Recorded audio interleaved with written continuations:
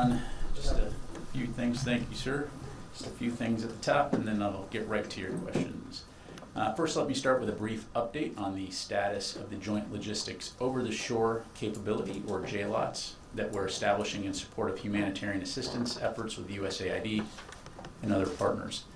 As my colleague Sabrina Singh briefed on Tuesday, the construction of the two portions of the JLOTS system, both the floating pier and the trident pier, or causeway, have been completed and are currently positioned offshore at the port of Ashdod, awaiting final movement. While I'm not going to provide a specific date, we expect these temporary piers to be put into position in the very near future, pending suitable security and weather conditions. In the meantime, the motor vessel Sagamore departed Cyprus today, loaded with humanitarian aid for transloading onto the motor vessel Roy P. Benavides, which is currently off the coast of Ashdod, to begin the process of staging humanitarian aid. And once the floating pier and the trident pier are in position, this will allow for the Benavides to transload the aid to logistics support vessels and delivery, while the motor vessel Sagamore is back in Cyprus to enable loading of additional aid. And as you are aware, this is a complex operation which requires close coordination with many partners.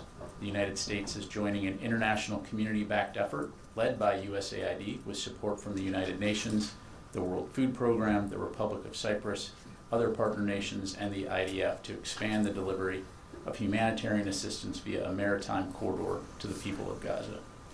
We're grateful for the continued partnership and cooperation of all involved in this important effort, and we'll be sure to keep you updated as the JLOT system becomes operational.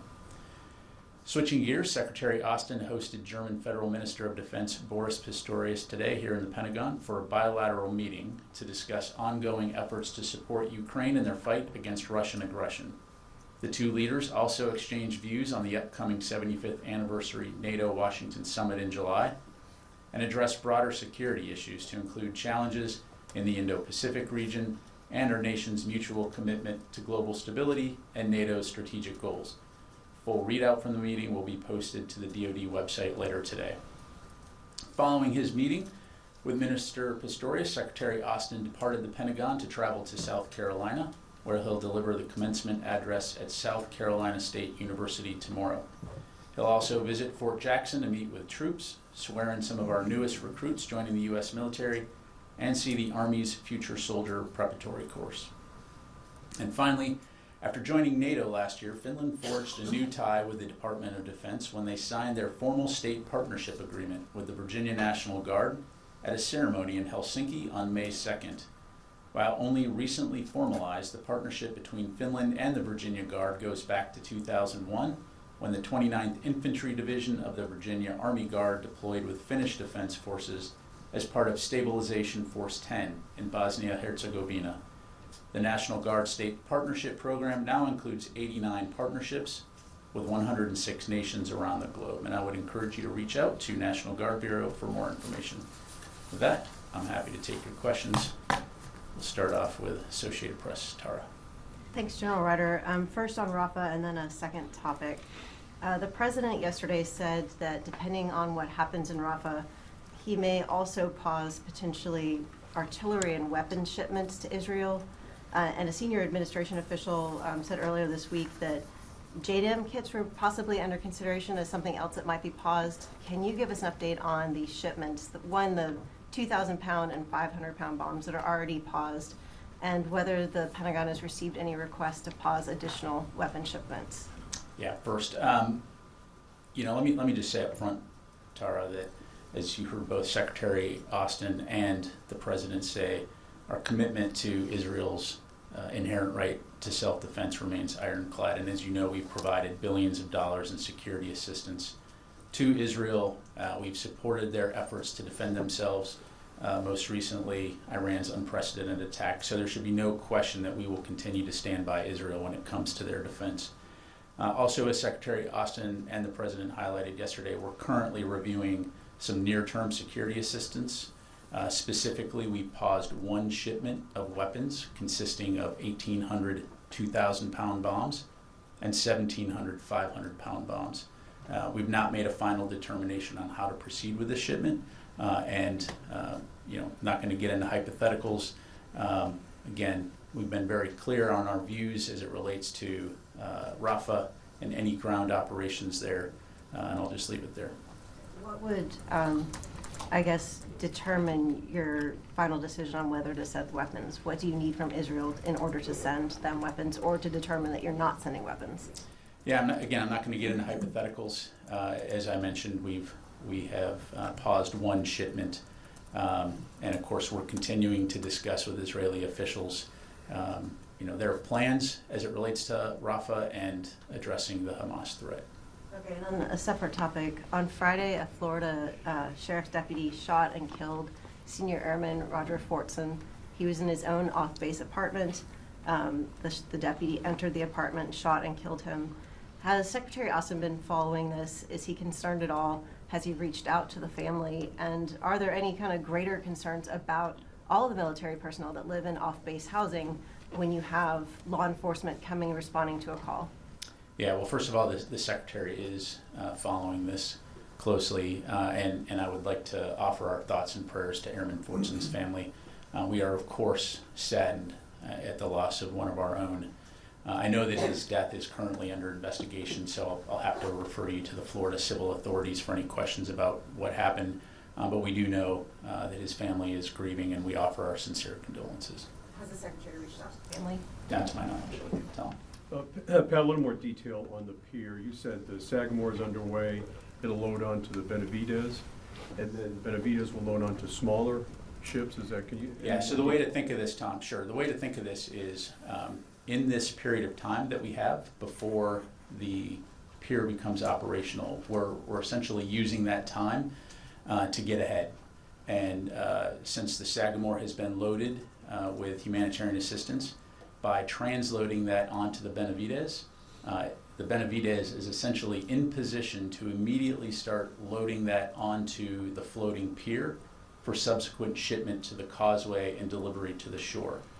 Since the Benavidez will be on the scene, so to speak, the day we pull the trigger and start operations, that then frees up the Sagamore to go back to Cyprus to load up with additional aid. And then once this process gets going, the way to think of this is you'll have that floating pier several miles offshore. Ships will go directly from Cyprus to the floating pier to unload. But because we're again waiting for the appropriate security and weather conditions to kick this off, we're going to use that time to our advantage to move forward. So the Benavidez will unload onto the pier itself? Correct. And then do we know who will be driving the trucks along the causeway to the beach? So there will be non-U.S. civilian contractors that will be driving those vehicles on the causeway onto the beach. Okay. Bill. Real quick on the Benavidez and all that, is that going to be the regular rhythm for you all, or is that just what you're going to do to prime the pump and That's shut just things priming out? the pump, right? So so essentially after that, what'll happen is the floating pier will be available for vessels to dock at, to transload onto the logistics support vessels. And so, it could be the Benavidez, it could be the Sagamore, it could be other ships, again, that are picking up aid in Cyprus and bringing it to that floating pier.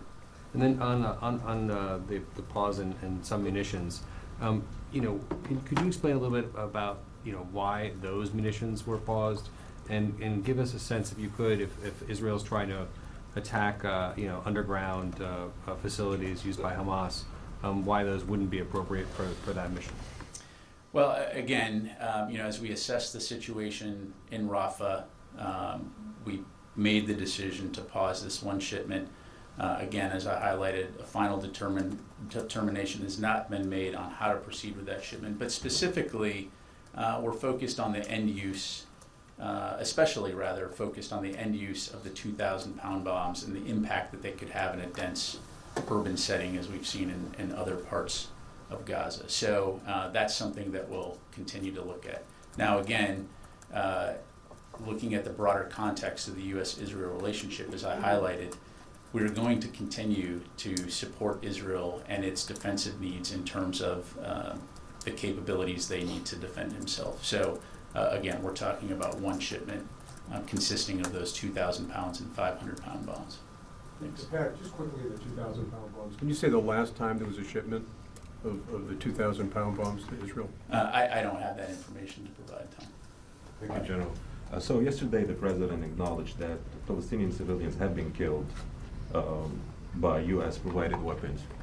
Do you have a number of how many, or assessment of how many civilians were killed by these weapons, and does the Secretary feel any moral obligation to kind of make that assessment? I don't have a number, Fadi. Again, as we've said from the beginning, the loss of any innocent lives in this conflict are tragic. We've been very clear from the start with our Israeli partners that we expect that they will employ any capabilities we provide them in accordance with the law of armed conflict and international humanitarian law. And that has been a consistent and steady conversation that we've had with them from the beginning, and it continues to now. So again, as they contemplate how they will approach Hamas in Rafah, we certainly have provided our thoughts on how to best do that to take civilian safety and humanitarian assistance into account, and we'll continue to have those conversations. You're talking about expectations. However, as you just mentioned before, that one of the consideration about the 2,000-pound bombs is the density of the population in Rafah and how they were used before in other locations by Israel. Why didn't you restrict before the use of these bombs, knowing that Gaza is one of the most densely populated areas in the world? And were you expecting something different? Was it a mistake not to restrict the use of these bombs in Gaza? Well, look, a couple things. First of all, again, we've been very consistent from the beginning in terms of how we believe that Israel should approach addressing the threat of Hamas, about the importance of precision in going after Hamas. We've also been very clear that more needs to be done to ensure the safety and security of civilians, innocent civilians in Gaza. And I don't have to tell you, again, the challenging environment here with an adversary that, again, embeds itself amongst the civilian population. That said, we absolutely do not want to see innocent lives lost in this tragic conflict. So again, we're going to continue to consult with Israel as they look at how to address Hamas in Rafah, and we will continue to do what we can to not only ensure that civilian safety is taken into account, but also look at how we can continue to get humanitarian assistance, whether it's by land, sea, or air, to help the people of Gaza. This is technical. Is there any interest in the Pentagon to look into how many civilians were killed by U.S.-provided weapons? Look, Fadi, right now there's an ongoing conflict between Hamas and Israel, and we understand the complex and dynamic nature of that conflict. So our focus right now is on getting humanitarian assistance into Gaza, also continuing to ensure that Israel has what it needs to defend itself. And again, I'd highlight just several weeks ago when they were attacked by Iran in an unprecedented air attack. So those threats are real. And at the end of the day, what we're all working toward, alongside many partners in the international community, is a situation where Israelis and Palestinians can live next to one another in peace. There can be security and stability in Gaza and the region. And again, we'll continue to work toward that. Let me go to Chris. Thanks, Pat. Just quick clarification on the munitions. These are just purely the dumb bombs themselves, not any associated guidance kit that may come along with it. Yeah, thanks. Chris, I appreciate the question. I'm just not going to be able to get into more specifics on the package itself. Well, but, I mean, presumably part of the issue is the nature of these weapons being unguided, causing damage. Yeah, again, I'm not going to get into more specifics. Yeah, I mean, you know how these systems work, right? You have bombs, which are essentially dumb bombs that you put JDAM kits on, but as it relates to this particular shipment, I'm not going to get more specific on the details of that beyond what I've already provided. Let me just go to the phone here real quick. Washington Post, Miss Ryan. Hey Pat, thank you. I have a couple questions. First of all, could you speak to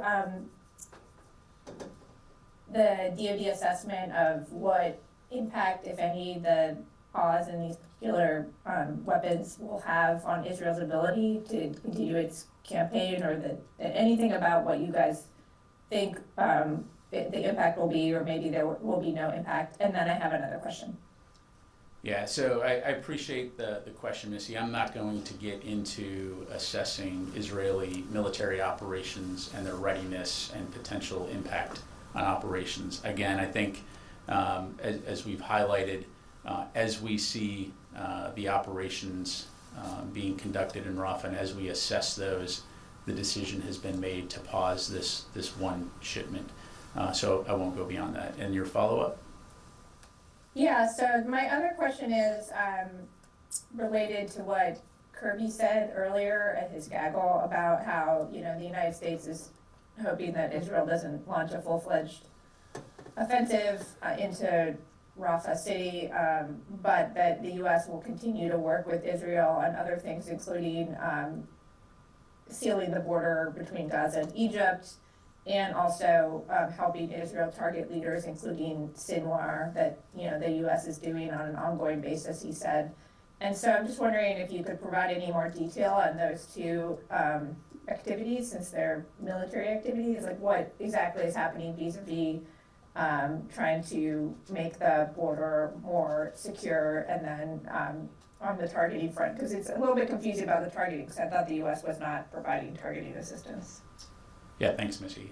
To be unfortunately unsatisfying, I'm not going to have more details to provide, other than, again, broadly speaking, we understand and support Israel's right to defend itself, and of course, as an important partner and ally, we're going to continue to consult with them, as we have been from the beginning, on how best to do that.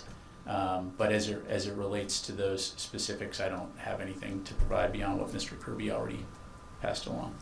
Okay, let me go to Jeff Shogel, Task and Purpose. Well, thank you. You had mentioned that the incident in Florida is under investigation, but I'm just wondering, does the Defense Department have any advice or words for airmen at Hurlburt who may be feeling pretty angry right now over this incident? Yeah, thanks, Jeff. Again, a tragic situation here. As I mentioned, we're certainly, saddened by the loss of our airmen. We obviously need to allow the investigation to run its course. Don't want to get ahead of that, but we certainly never want to see our airmen or any military member or any part of our DoD family be put into a situation like this. So again, we need to allow time for the investigation to run its course, and we'll certainly have more to say once we've had the opportunity to see that. Thanks. Laura. Thank you. I was hoping you could give us DoD's assessment of Israel's campaign in Rafah right now. They've been doing airstrikes for weeks. My understanding is they evacuated 100,000 people from a certain area. Now they are bombing and on the ground in a certain part of Rafah. Can you say if that's generally correct, and does DoD assess that this is still a limited operation? Yeah, so we do assess at this stage that it is a limited operation. As I'm sure you can appreciate, I'm not in a position, nor would I provide an operational briefing on behalf of Israel. But yes, it's all indications are at this time that it is a relatively limited operation meant to secure that area. And so again, we'll continue to assess and monitor. That's all I've got at this point. Have the Israelis briefed DoD on any additional plans to move further into Rafah or to expand the scope of the operation? I don't have anything to pass along in that regard. Thank you. Sure. Thank you, General. To what extent do you know that Hamas is on board with the JLOTS plan? Is there direct communication between U.S. military leadership and Hamas leaders to make sure that they're not going to try to scuttle this? And then what happens if things go terribly wrong on the beach front? Is it Israel's responsibility, or does the U.S. have contingency plans if Hamas were to attack the pier itself? Yeah, so to answer your question, no. No conversations between DoD and Hamas. And again, I'm not going to get into intelligence other than to say we have no intelligence at this point in time to indicate that Hamas is actively targeting JLOTs or the humanitarian assistance. That said, look, this is a combat zone. It's a dangerous area. And so we are going to continue to take security absolutely seriously. It's going to be a priority for this operation. It has been a priority for this operation. And we'll do what we need to ensure that our forces are protected and those that are supporting this operation. And so, to that point, I think as you see this go on, the commanders on the ground, the U.S. commanders that are overseeing this out at sea and from Israel, they will have the authorities to make decisions as necessary based on the conditions as it relates to any type of security situation. But all that to say, right now, we would certainly hope that if Hamas truly does care about the Palestinian people, that they would not threaten humanitarian assistance being delivered to people in dire need. And for our part, we'll continue to work with the international community to rush that aid in. Who's responsible for the security of these non-U.S. civilian contractors on the ground that are going to be on the pier and on the beach? So as it relates to the security at the assembly area where aid comes off, of course, Israel will be providing security there and working and coordinating with World Food Program in order to, and others, USAID and others, to provide that security on the ground. But again, I don't want to get into specific details on that for operation security reasons. Let me go to this gentleman. Thank you. Just a quick follow-up on the bombs. Do you have an assessment of how many of these heavy bombs that Israel already has? Like, do they already have a sustainable stockpile? Yeah, I'm not going to get into the weapons inventory of a partner country. I'd refer you to them to talk about their and inventory. Just a quick follow-up on Rafah. You mentioned, sorry, on Rafah, sorry, I forgot what I was going to say. That's okay. I can come back. All right, let me go to Wafa from Al Hurra. Thank you, General. General, can you please tell us what's your definition of a large-scale operation in Rafah, or what would the Pentagon consider acceptable in terms of the number of casualties resulting of such operation? And I have another question. Yeah, thanks, Wafa. So look, I'm not going to paint out hypothetical scenarios as it relates to Rafah. I think you have to take a step back and look at what we're talking about here. You've got more than 1 million people condensed into a relatively small area. And doing any type of large-scale military operation within the confines of that area presents significant risks to the civilian population there, which has already been put in a very, very challenging situation. And so our focus has been on communicating with our Israeli partners on the fact that we both agree that Hamas needs to be defeated and that we understand that Hamas has elements within Rafah, but to do it in a way that takes the safety of civilians into account as they conduct those operations. And so again, as we have observed this limited operation so far in a portion of Rafah, we're continuing to assess that and in the meantime have paused that one shipment of weapons. And then, I'm sorry, you had a follow-up? Yes, Mr. Kirby today talked about alternatives to defeat Hamas without the need for the alternatives that do not require large-scale invasion. Can you please talk a little bit about these alternatives? I'm sorry, Waf, you're coming in a little bit broken. Talk about what? Which assurances? Alternatives to defeat Hamas that do not require large-scale invasion. Alternatives. Gotcha. So look, these are things that we've talked about in the past in terms of sequencing, right? So the evacuation of civilians from the battle space to a degree where you don't have the large, grouping of people that could potentially be impacted by this.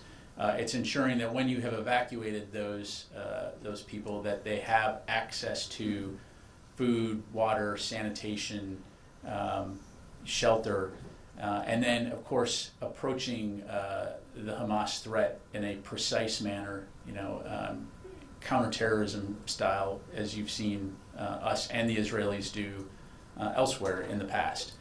So those are some examples. Okay, we come back to the room here, Janie. Thank you, General. Two questions.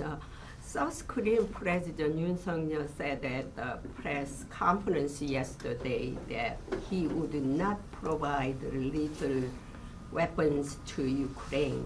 Does the United States still want 155 millimeter artillery cells and offensive weapons supports from South Korea? Well, look, I'll let the Republic of Korea speak for itself when it comes to what they feel comfortable with providing to support Ukraine. As you know, the ROK are an incredible ally, and they certainly have provided assistance, non-lethal assistance to Ukraine, and support the broader effort to deter and prevent Russian aggression in Ukraine. But again, it's for them to talk about. We're just grateful for any nation that can contribute in some way to help send a clear signal to authoritarian regimes that invading your democratic, peaceful neighbor is not acceptable behavior. On Russia, the Russian Ministry of Defense reported that Russia will conduct exercise on the use of tactical nuclear weapons.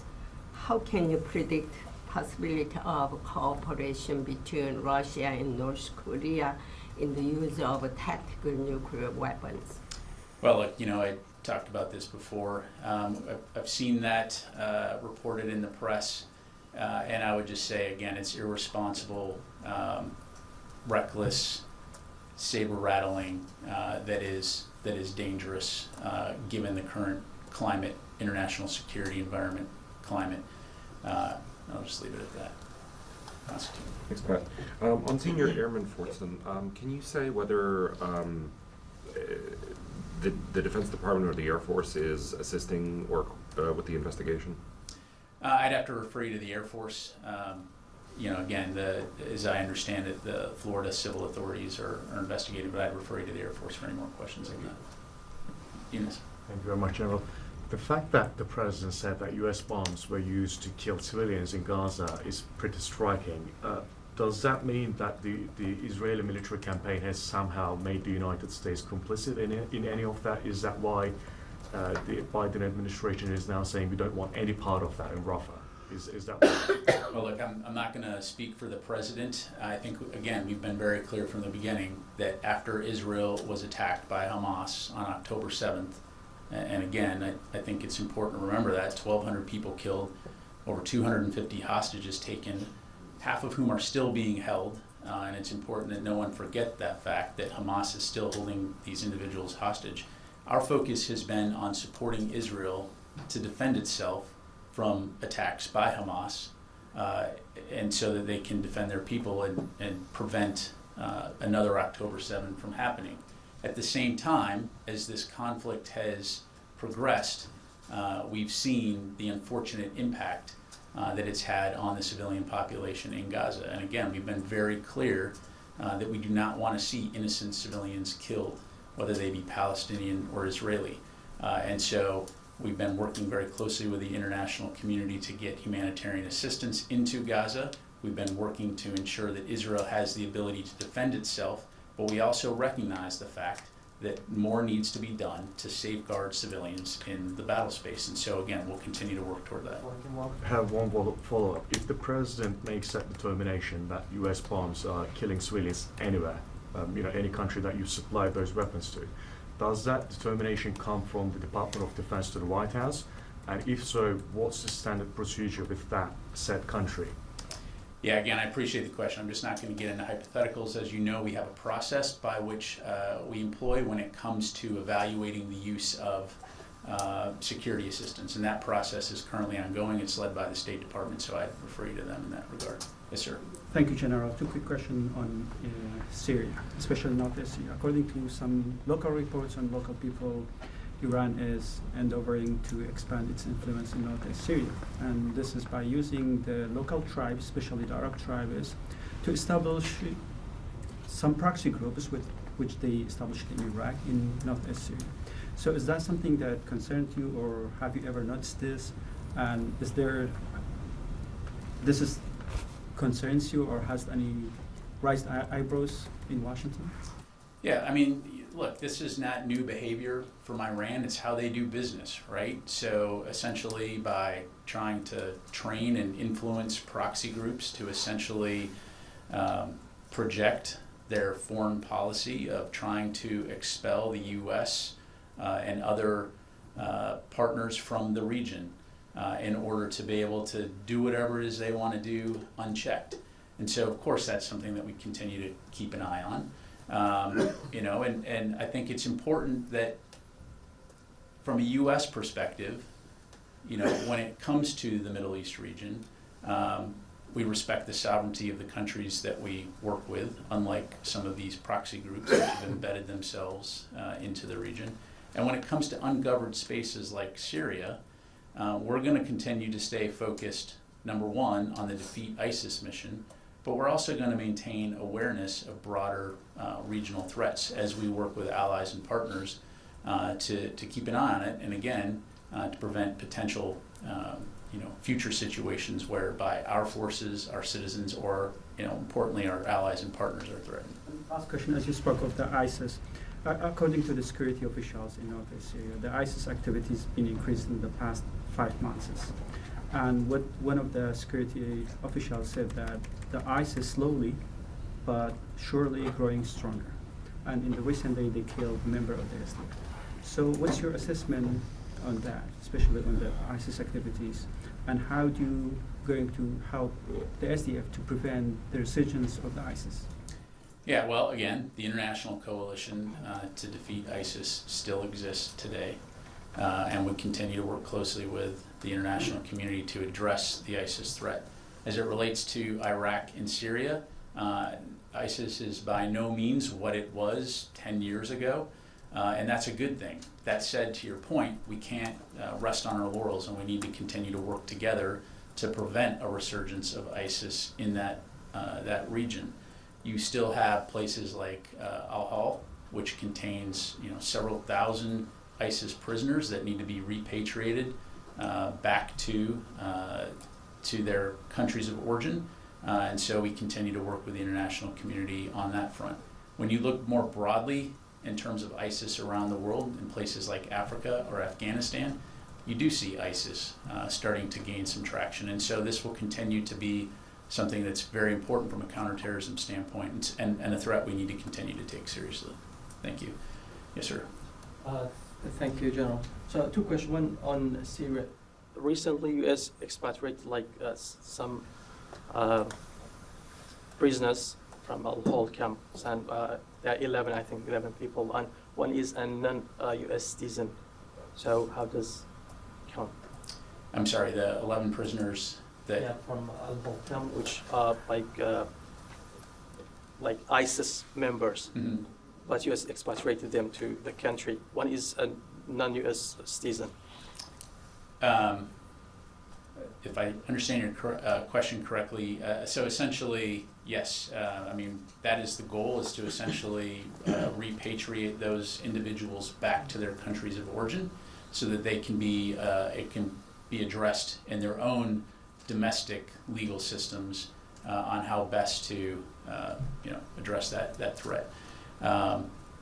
Again, what you don't want is essentially a terrorist breeding ground where it essentially becomes a tinderbox waiting to explode. And so I know U.S. Central Command, U.S. State Department has been working very closely with partners throughout the region, throughout the world, to address this, and of course working with the SDF from the forces that are actually running and maintaining that facility. One question on Rafah. Well, you are working on building piers to provide humanitarian aid into Gaza. And as you know, Israel has controlled border gates into Rafah. How has that made it difficult to get aid into Gaza, into Rafah? Yeah, so, broadly speaking, again, what you're seeing here, and you know, another way to look at this pier is essentially as another gate into Rafah to get aid into. So in addition to working to make sure that there's an increase in flow of aid via land, we also have the opportunity via sea, and as you know, we've also been providing aid via air. That's the way that we look at it. Yes, sir. Yeah, Pat, Israel, I think, has done as much or more to secure non-combatants in Rafah as the U.S. has done in its own difficult urban battles in the past, going from Fallujah all the way back to the Battle of Manila in the Second World War. Is the U.S. holding Israel to a standard, an unreasonable standard that it has never really bothered to secure for itself? Yeah, thanks, Mike. So look, I'm going to look at every situation based on its merits, based on the current operating environment. And the fact is, we are where we are today. And I think we've been very clear, both publicly and privately, that as Israel contemplates its operations in Rafah, that we would expect to see it be done in a way that takes civilian safety into account.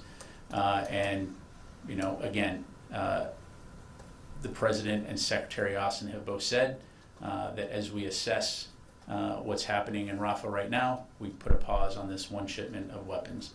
Again, taking a step back, to be clear, our commitment to Israel's defense will remain ironclad, and we will continue to ensure and take all necessary steps to ensure that Israel has what it needs to defend itself from threats in the region, to include Hamas. Yeah, October 7th, the President said that he was behind Israel's plan to destroy Hamas. Is that still the case anymore, or is he sort of winding that back? We believe that Hamas needs to be defeated, absolutely. Thank you. Jared. Just a quick point of clarification. On the Israeli military's relatively limited incursion in the vicinity of Rafah, I believe Israeli officials have said that it's intended to cut off the flow of weapons to Hamas in that area. To what extent does this resemble the initial move the IDF made here? To what extent does that resemble the tailored operational plans that U.S. officials have discussed with their Israeli counterparts, or does this appear to be more consistent with shaping operations for larger scale ground clearing? Yeah, again, I'm not going to get into trying to characterize from the podium here detailed Israeli operations, other than, again, what we've observed and what they've told us in terms of it being a limited operation. So, last question. Yes, sir. Thank you, sir. Two questions, quick please. One, conflicts around the globe still going on, one after another, and they are connected with military. Prime Minister Narendra Modi is still influenced among global leaders. You think he has any power, any influence to stop and end of these conflicts and wars going on? Are you asking me if Prime Minister Modi has influence to stop conflicts? Among those leaders where these wars are going on, like Russia's and Ukraine and in the Middle East and all that, his influence is more than ever today.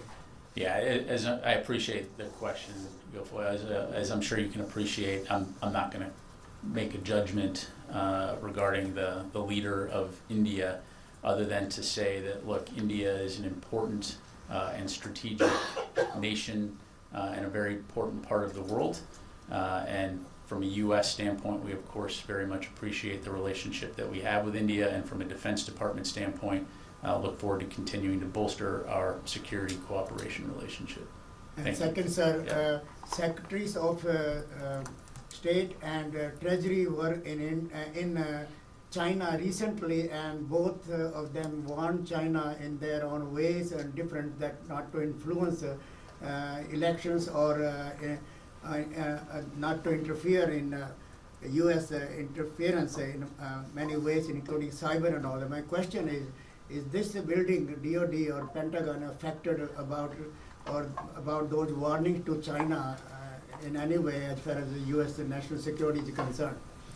Yeah, look, when it comes to election security, the Department of Defense, of course, plays a role in that, as you know. I won't get into the specifics of that, other than it's something that we take very seriously to ensure the integrity of our own elections, to include on the cyber side. So I'll just leave it there. Thank you very much, everybody. Appreciate it.